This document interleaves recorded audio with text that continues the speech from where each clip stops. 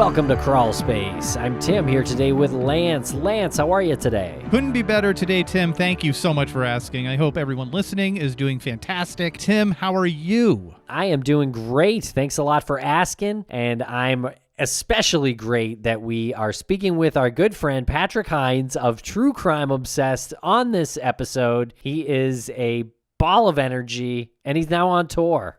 As he always is. He's always on tour. You're so right with the ball of energy. This one is such a fun roller coaster ride because we talk about last year's Obsess Fest, the new one that's coming up in Dallas in October of this year. And you mentioned his tour, his book reading tour. I gotta say, I ended up going to the one in Boston, and I think it was chapter 2 that he read from the second he came on stage to when he left. It was nonstop hilarity. There were very poignant moments in it as well. He just had the audience in the palm of his hand. Well, I can believe it. He's got some tour dates coming up. He's going to be in Los Angeles in February, on February 26th. He's going to be in Seattle, Orlando, Atlanta. Some of these shows are sold out, though. Indianapolis and Kansas City coming up in April. And his book is titled Failure is Not an Option, and it chronicles 12 stories from his life where he's failed in some fashion, but it's made him a stronger person, and it's led to the success that he's having now. I can't wait to read it, Lance. You can learn more about Patrick and his tour and what he's doing on True Crime Obsessed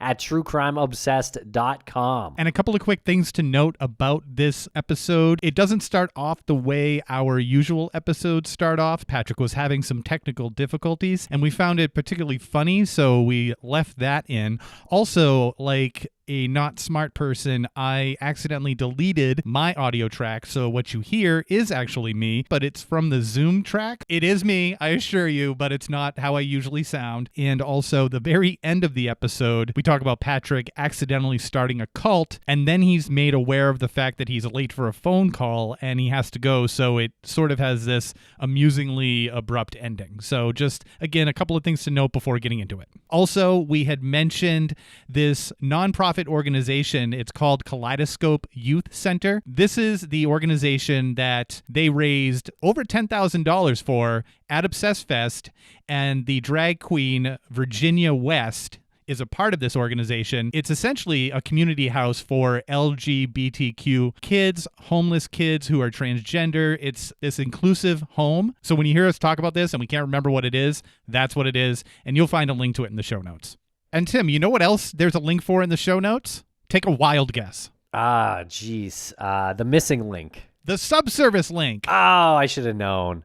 Okay, yeah. You can subscribe to Crawlspace Premium right there in your Apple Podcasts app. If you're an Apple user, it's real easy. And if you're not an Apple user, you can go to crawlspace.supportingcast.fm and sign up for Crawlspace Premium. What you get is every single episode ad-free. You also get some early releases.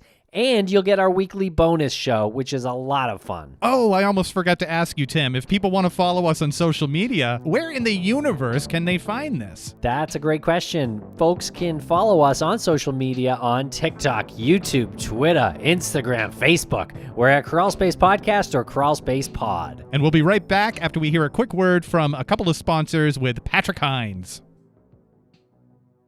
Thanks to our sponsors, and now we're back to the program. What a nightmare. Holy Patrick Hinds, welcome back to the show. How are you today? I'm a little frazzled. I'm a little flustered. I just spent like 15 minutes trying to figure out why my system isn't working. I have about a kindergarten level knowledge of audio equipment anyway. And we don't have an engineer here today and nothing was working. And then I was running around and I'm like screaming at my husband, I'm wasting their time. I'm wasting Timmy and Lance's time. It's totally fine. Only one person in the world that will waste our time and it will be absolutely worth it, and it's you.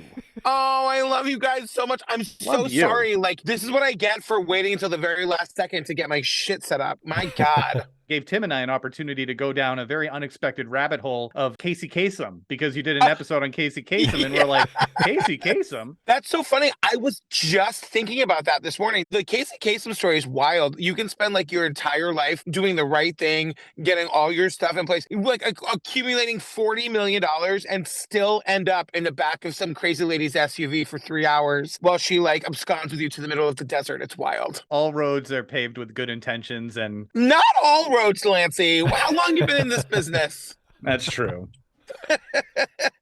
Hi, you guys. It's so good to see your handsome faces. It's so great to see your handsome face. How Look at are all these you handsome faces. and Steve So many and Daisy doing? I know, right? How's the fam? Everyone's good. You know, Steve is like, everything's a little crazy because my tour just started, but and Daisy was sick and I got COVID over Christmas and they didn't get it. So like, you know, it's just been one of those times, but everyone's good. How about you guys? How are your families? Great. Yeah, everyone's doing good. Tim is in the middle of a move. The only person who's helping him is his father-in-law, and he's not even really helping that much. He helped a lot comparatively. Okay, singing a different tune now that we hit the record button, aren't we, Timmy? Aren't we? Well, Patrick, you got so much going on. You mentioned your tour. Tell us about this tour. What are you doing on tour now? Well, you all know about my desperate need for attention. So, like, I hadn't been in front of an audience for a minute, and I was like, I need to fix that. I wrote a book. My book is coming out September 26th, my mother's birthday, and it's called Failure. It's a long title. It's called Failure is Not an Option. It's like 12 stories about like times I've epically fucked up in my life, just like big failure stories, and how like failure is like ultimately a good thing. But the subtitle is how the chubby gay son of a Jesus-obsessed lesbian found love, family, and podcast success. So it's kind of like my meandering journey through like failing until I succeeded. And so the tour, it's like I'm just going out on the road, like previewing a really funny chapter of the book. So it's, you know, me in front of an audience reading this chapter with like slides and video. The chapter that I'm reading for this part of the tour is all about my drama club days in my high school drama club and this summer acting program that I went to. And it's just like really funny stories about me taking myself way too seriously and thinking I'm a really great actor when I absolutely was not, like being kind of a diva in my high school drama club. And, you know, it like also like there's like the story of like my first love is like wrapped up in there. It's a very fun, funny thing. And so like that's what it is. So I'm doing like reading the chapter and doing a Q&A, just like hanging out. It's like a really fun, there's small houses, like meeting people. It's just like a really fun way to like get back out there in front of people, I guess. It's a really interesting time to tour, the middle of the winter. You're going right into, you know, New England and New York and DC. It's like the right timing for you because you said you wrote the book. The book is like mostly done. We're doing like the final edits of it. It's mostly done. It's done enough for me. I'm like, why are we still working on this? Jillian and I will be going on tour for True Crime Obsessed starting in April. So this is kind of like the tour before that tour. And then we have Obsessed Fest in October. So it's like now through April will be this tour. And then April through like July, August will be Jillian and me. And then October's Obsessed Fest. I'm having such a good time like reading this story that I'm like adding more cities as Steve allows me to. So right now I'm going to, I think 12. We're adding 2 more next week. I want to add 2 more for the summer. So it's like, I kind of never want to be home. not because I don't love my family. It's so fun to do this. If this is what you're doing before the book is out, I can't imagine the tour after the book is out. I know it's going to be really crazy. I mean, there's already some talk of turning this into an actual stage show. You know, we might do a sit down off Broadway with like bigger plans for it or tour with it. It's really funny. Like it's a really, really funny book. And it's made even funnier by like all of the supplemental material I have, like videos from me in high school drama club and all the pictures of me in high school. You know, it's really, Lancey loves me enough to come to the Boston show. So he's going to get the full treatment. You're gonna see the whole thing, Lancey.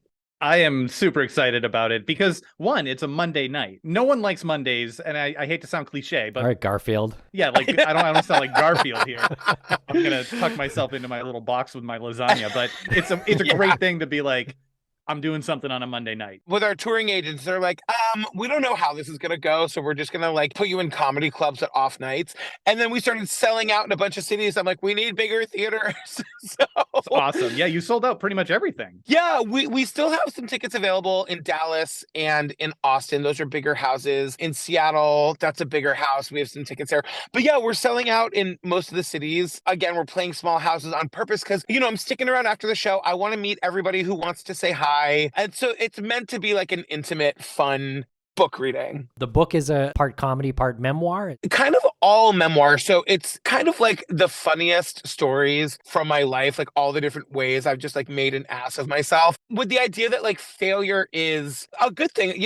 My big conclusion in the end is kind of like, if you fail at something, it means you tried. And if you try, like that is to be celebrated. You can't fail at something that you're not trying to do.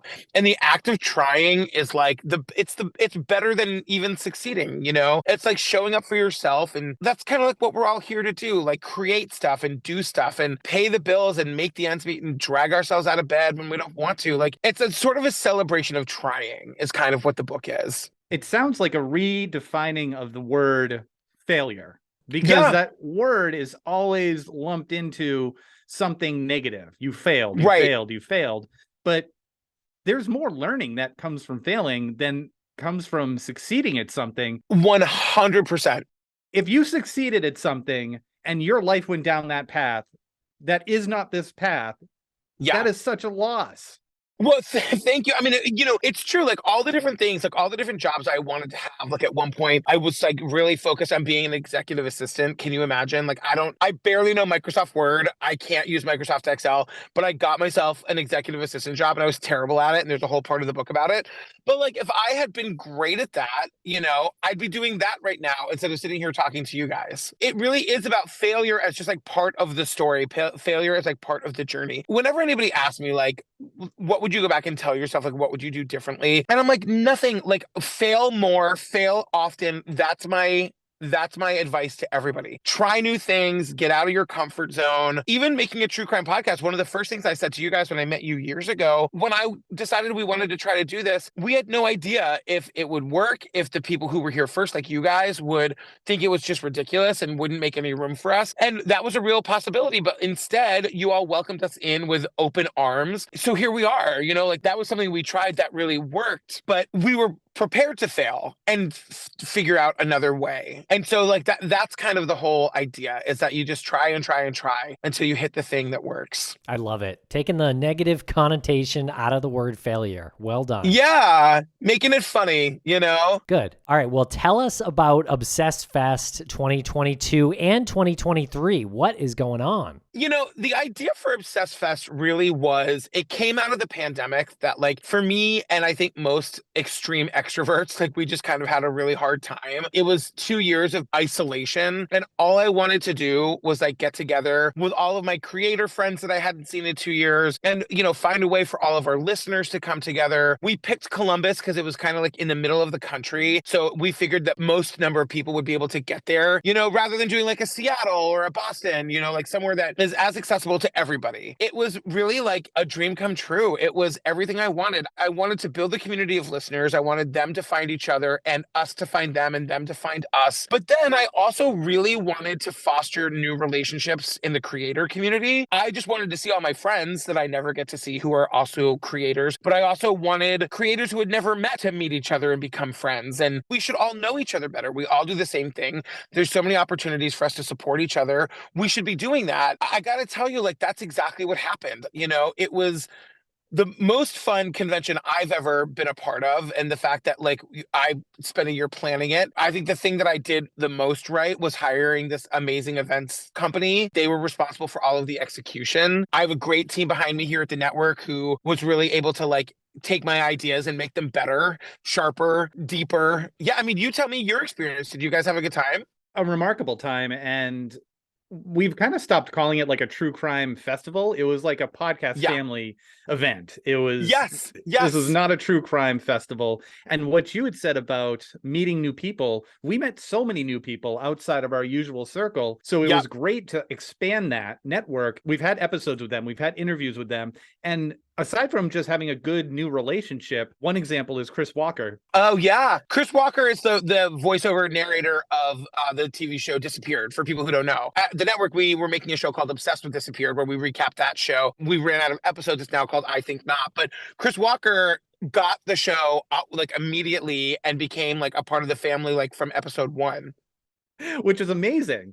And when we started speaking with him and we had him on the show, he started bringing other cold cases to the table that brought our attention to it. And we did episodes on that. So on the level of like, oh, we made new friends, people really need to know what you put together worked so well that now we're bringing attention to cold cases, missing person cases, all of that. We're bringing more attention to ones that people just didn't know about before because we're communicating with a new group of people. That's amazing. It was remarkable. Yeah. I love hearing that. And I love that, like, we're not really calling it a true crime podcast convention. It is mostly true crime creators and people who have sort of existed in that space are the people who are there. I have great respect for all of the conventions that exist. I think they're wonderful and everybody should go to all of them. I am not a competitive person. I never have been. I would much rather we all support each other. I just think ours is a little bit different in that it's a little softer. Like, we have a big drag element to ours. Like, there was drag bingo all weekend. We ended the whole thing with a drag brunch. And one of the things that happened at the drag brunch was Virginia West, who is like the big drag queen in Columbus, who brought her whole family to sort of like be the entertainment for the weekend. This was completely unprompted by us. She did this on her own, made this whole speech about inclusivity and how drag is all about including people and making people feel seen and understood. And at the Obsessed Network, that's perfectly aligns with who we are. And it's just about like inclusion. It was such a wonderful unplanned moment that, like, we also like raised in a minute, we raised like $10,000 for a local LGBTQ organization. We're hoping to raise like $100,000 for organizations in Dallas. And so like that's just kind of what sets us apart. It's a very warm environment. It's a very welcoming environment. We're very aware of like our sober community. We want them to feel really like welcome, because I think our network can have a little bit of a reputation of being a little boozy over here at the Obsessed Network, but like it's mostly a joke and it's mostly just meant in silly fun. Mischief Management, the events team that we partnered with, sent out a whole questionnaire about what people's special needs were. We were very attuned to what the disabled community would need, the blind community, the deaf community, the other communities that I don't even know about or can't name, that all like that was one of the biggest pieces of feedback we got, was that they had never received a question like that before. And we were able to accommodate like everybody who had a request. That I'm very proud of. I'm proud of the affordability. The tickets are basically $200 and that gets you in for the weekend. You get all of the programming. And I know that's like a lot of money for many, many, many people. It's as low as we could possibly make the ticket prices. That matters to us. We want this to be accessible to as many people as possible. We'll be right back after a quick word from our sponsor. And a thank you to our sponsors. Back to the program. Yeah, you even had like an Alcohol Anonymous meeting, right? Alcoholics Anonymous. We had two. We found people to moderate them from within the sober community, within our community, and we want to expand that for year 2. So that's really important to us. I probably should have attended one of those meetings. I got wasted the night before the drag brunch and couldn't make it, Patrick. I had promised you I was going to make it, and I felt so bad. Yeah, I gotta tell you, that drag brunch beat the Guinness Book of World Records. It's now holds the record for the largest attended drag brunch in history. Year 2 is gonna even beat that record.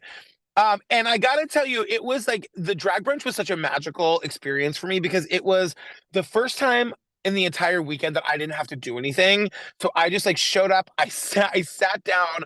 I realized that everything was taken care of, and I just got to sit with my family and like eat and watch a show. And I burst into tears. I basically did not stop crying for the entire like 2 hours. I was so overwhelmed by how well done it was. I, for months and months and months, was so worried about how are we going to feed 900 people at once, like give them an actual good breakfast while having a bar. And it was handled handled, and it was perfect, and the food was good, and everyone was happy and having a good time. So many people, like Damian Nichols was there, and he like was experiencing his first drag brunch, and just like getting to watch him sort of like experience that with his wife Lori. It was incredible. It really was amazing to look over at you sitting at the table when you were emotional about that, because you could really read in your body language that this was a year and change all coming to this moment, and you really didn't have to worry about it. You nailed it. The food was great, and what was even more impressive was that they were right on it with coffee refills. 900 people, and it was like, you've refilled my coffee 3 times. How is that possible? I just want to say, you mentioned the speech that what was her name? Virginia West. Virginia West. I keep wanting to say Virginia Woolf, and I know it's wrong, and it stumps me. You know, some performers will say things to the audience to ingratiate themselves to the audience and relate to them. But you could tell when she was saying, we are blown away at you guys. Yeah. And that's what motivated her to go into that whole, this is just like what we want to represent in the drag community. Inclusion, family. And then when you started the raffle to raise money for that organization that helps kids, it's like an after-school program, right? Yeah. Yes. I wasn't even sure. Like, it didn't even occur to us until that moment that we should, like, oh my God, raise money for like a local organization. And I can't remember which one it was now, but it was, it has to do it. Like, it was helping kids. That was why it was so important to us. Yeah. It was kids to go to a safe place after school. And I think Virginia had some affiliation to it. Like, yes, I remember Aaron and Justin from Generation Y, like, we were all kind of talking. We're like, well, maybe we could like started off with a couple $100 just to get it going. Within 20 seconds, it was up to like 2,000. We're like, okay. Yeah. And I just want to say, like, you were talking about like $200 for the ticket price and you want to keep them low, but this is the type of atmosphere that was created there. People knew that this wasn't like a money grab, and they were so willing to bid on this to help. And that was the point. It's funny that like an event like that, I was only willing to do it if it was going to look good. I didn't want it to be like a ballroom space with no signage. We spent just a ton, tens of thousands of dollars on signs and posters. And ultimately the event lost money, which we knew going in, it was going to be like a money loser. Because like a year one of an event like that, whatever, I just was afraid that it was going to look too good, that people were going to think that like Obsessed Network was walking out of there with like tens of thousands of dollars in profit, which could like not be farther from the truth. But you're right. People seem to really understand that it wasn't about making money. It was about bringing a community together. You know, like there's this gay couple, these 2 guys who met, they didn't know each other. They met there. They now live together. Wow. They're coming to year 2. Like they met like the loves of their lives there. That is so cool. Isn't that wild? Yeah. That's amazing.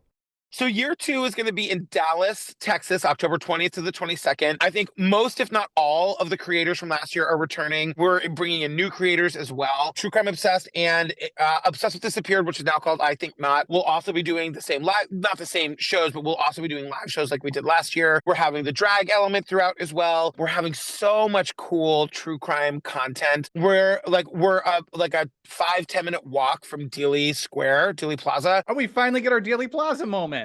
Exactly. So we're going to Dealey Plaza. We're going to bring in like JFK assassination experts. We're adding a whole cult thing this year that we didn't have last year. I'm really excited. It's going to be 2.5 full days of programming, meet and greets, hangouts, drag bingo, drag brunch, book signings. We already have confirmed for year 2, you guys, and Rabia Chaudhry's coming back. Damian Eccles is coming back. Everyone from last year is coming back. And we're adding more in addition to that. Oh, and this year, every ticket sold to the event comes with a copy of my book.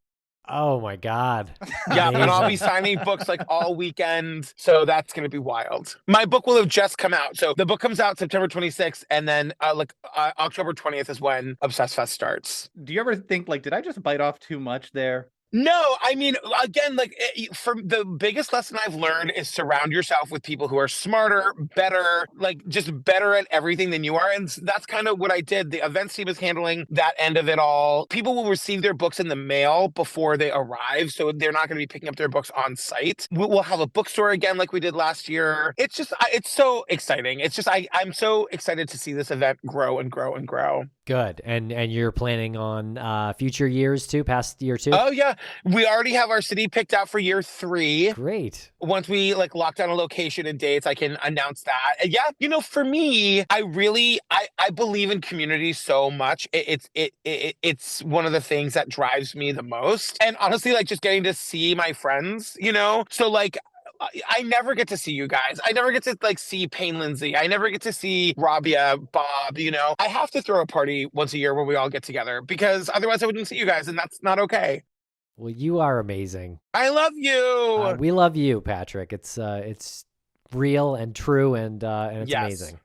And reciprocated. Good, yeah. Now, I want to know something about your life outside of the public sphere, because on True Crime Obsessed, you obviously talk about a lot of documentaries. You talk about true crime all the time. You are obsessed by nature of the title of the podcast.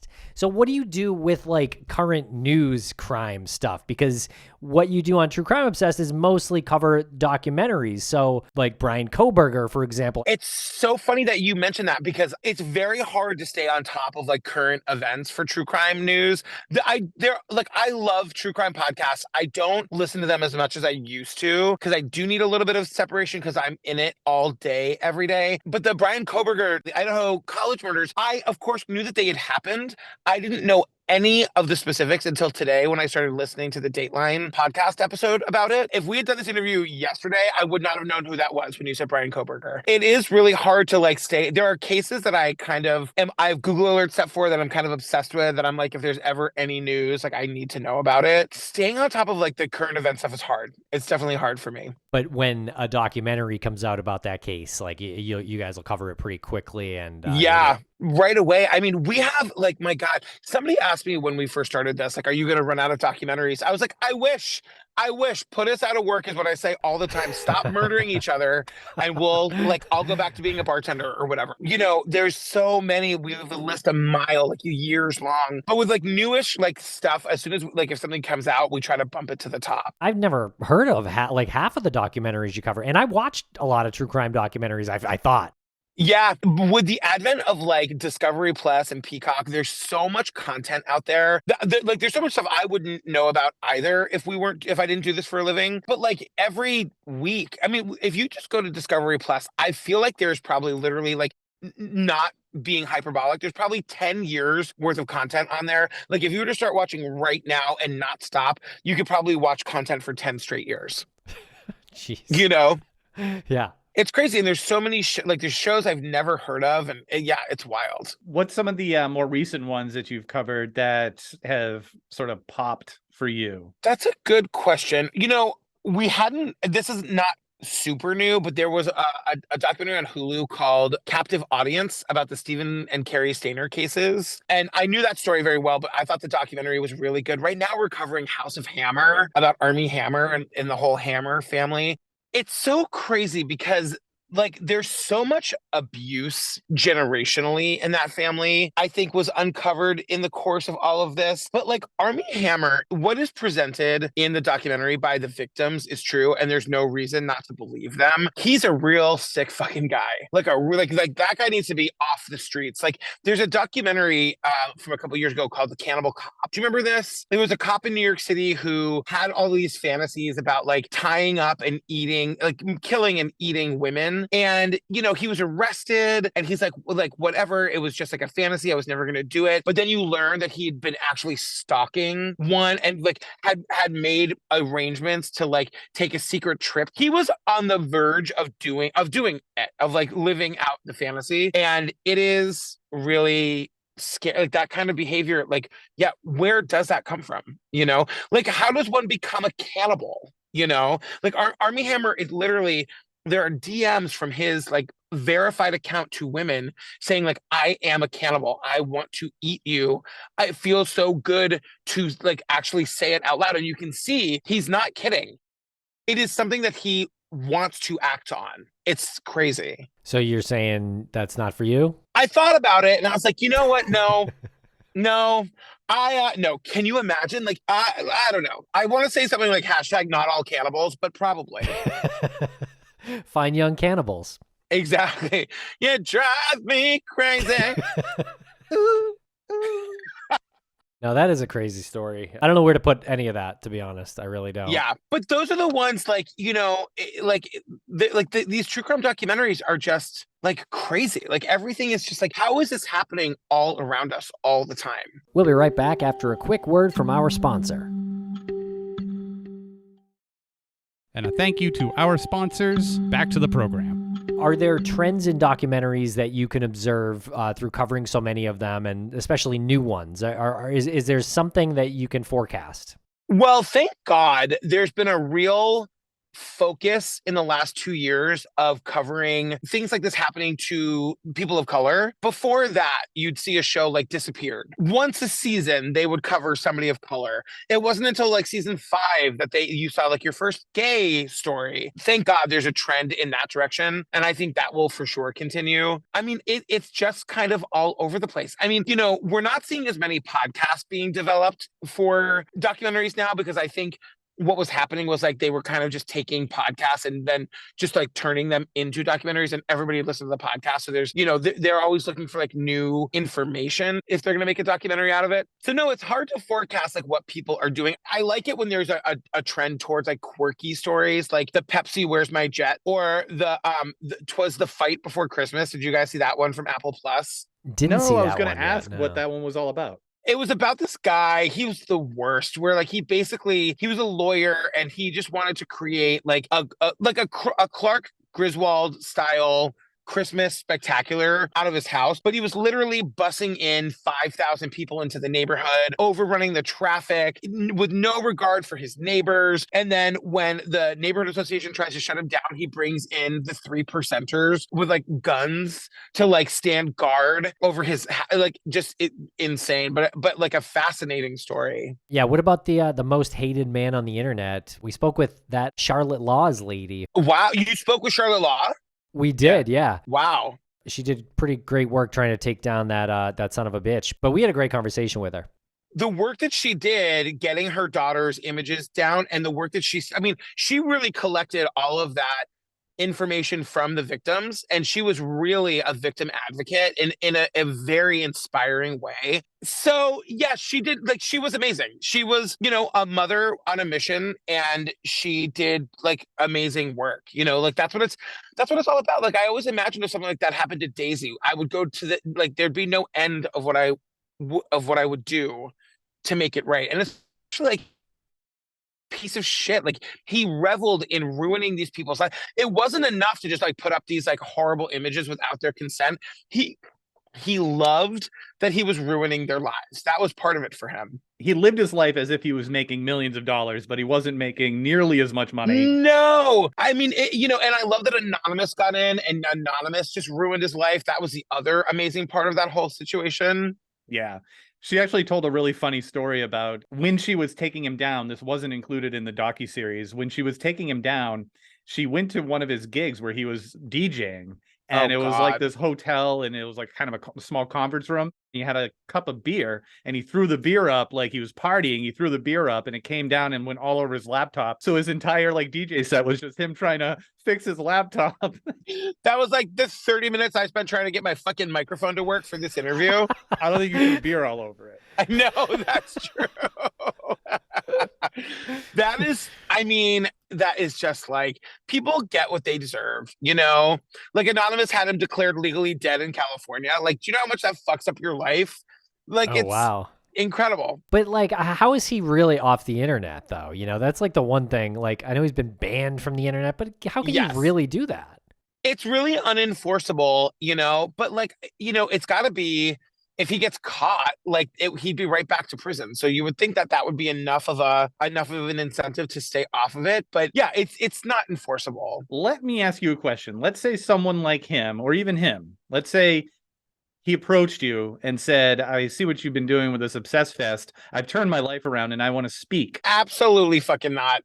There is definitely a point of no return. You can do things that you will not be forgiven by me for. And this person has done that. It would be kind of like Carrie Stainer being like, well, what I showed him, like, I showed him where I put the body. Can I like come and talk about, you know what I mean? Like, yeah, no, like that person is irredeemable to me. I'm not saying that like human life doesn't have value, but just not to me. Yeah, he is a piece of shit. The amount of people that it would make feel uncomfortable. Like the thing that I love about Obsessed Fest is like it's such a safe space. I know you covered Bad Vegan. That was a really interesting documentary that we watched, and I definitely listened to your episodes on it as well. Kind of a wild story. Yeah, the thing about Bad Vegan that we really struggled with, you know, Sarma Smingelis, I think is how you say her name. She was very manipulated by the man who did all of these things to her. And Jillian and I kept saying over and over again, we have to acknowledge that we know what we don't know. We know what we don't know. We know what we don't know. You know, like it was kind of hard to see how she allowed herself to be manipulated to the point of like her restaurant shutting down and it be like costing the livelihood of like 30 people. That's another thing that's so fascinating about these documentaries is that you're seeing experiences that you like can't relate to. Like I believe her. I believe what she's saying. I just don't understand how it can happen. But I've been to that restaurant. I went and ate at Pure Food and Wine once, and it was the absolute worst meal of my life. It was disgusting because it's raw vegan food, and everyone was like, "It's amazing, it's amazing." We went, and I was like, "No, this is disgusting. This is really gross." Was Sarma running it at the time? She must have been. Jillian and I kept trying to pin down the date that I was there, but it was like, yeah, it must have been during her time there. You just mentioned how you didn't know how these things would escalate, and I'm curious if you watched the Don't Pick Up the Phone documentary. No, I haven't watched that yet, but that's about like this like prank caller getting managers to like take naked pictures of their employees and stuff. Oh, it's worse than that. Oh my God. Yeah. That's what you're talking about is like, this doesn't feel as small until the next thing. And well, yeah. I did this and I need to do this. And it's that whole like authority chain. And it really is beyond just the simple like, well, how could someone do this? Or how could someone allow themselves to have that happen to them? You have to look at it in the whole moment and how these little things build up and escalate to the point where you're like, I can't fucking believe I'm doing this. I mean, again, it's easy to say I can't imagine that would ever happen to me. But like, if you guys started a cult, I'd probably join it. You know what I mean? So like, you just never know. You just never, you know, it's so funny. Like I said this at Obsessed Fest and I get this at Q&As all the time. People are like, you're always saying like, did we start a cult? Like, did we accidentally start a cult? And I'm like, I'm not trying to start a cult. You know, like when we're at Obsessed Fest and there's like 2,000 of us in a room and like, you're all here and you all paid money to be here. And I'm standing on the stage by myself talking. I'm never going to ask you to like give me all of your money and abandon your I'm actively trying to not start a cult, so don't let me. Well, I would say there's documented evidence now that you really can't be a cult leader because one of the things is that you're not wrong, right? As a cult leader, you're basically not wrong about anything. And the name of your book sort of says that you've been wrong about a lot of things in the past. Yes, exactly. I would be a terrible cult leader because as soon as it became a cult, I'd be bored with it. I'd be like, I don't want to be your leader. I hate this. There was a little Freudian slip there, though. You said, don't let me be. Lancey, you're in charge. Don't let me start a cult by accident. My point is, don't let me accidentally start a cult. Okay. You know. Gotcha. Okay. Because that is something that could just escalate to the point where you're like, I was just asking for this one thing, and then people just started giving me more stuff. And now you turn around and you're like, why do we all live on an abandoned island in Hawaii? How did we all get here? Drink this. I know. Who doesn't want to live on an abandoned island in Hawaii? Well, maybe this is when they trace it back for the documentary, they're going to look to this phone call. They will. And Tim and I are going to be like those characters in these cults that are like hyper protective of their leader. And I'm gonna we'll get like really militant about it. Totally. Oh my God. Lance, I didn't want you to murder people. You murder 7 people for me. I didn't ask you to do that, Lance. Well, you all but said you wanted them dead. Your life's easier now, right? You can't complain about your life. My life is easier. What's up? What call? Oh, fuck. Boys, I gotta go. Yes. Okay, no worries. Thank you, Patrick. Thank you for having me, you guys. I love you so much. Thank you. Love you too. Love you too. Talk to you soon. All right, bye.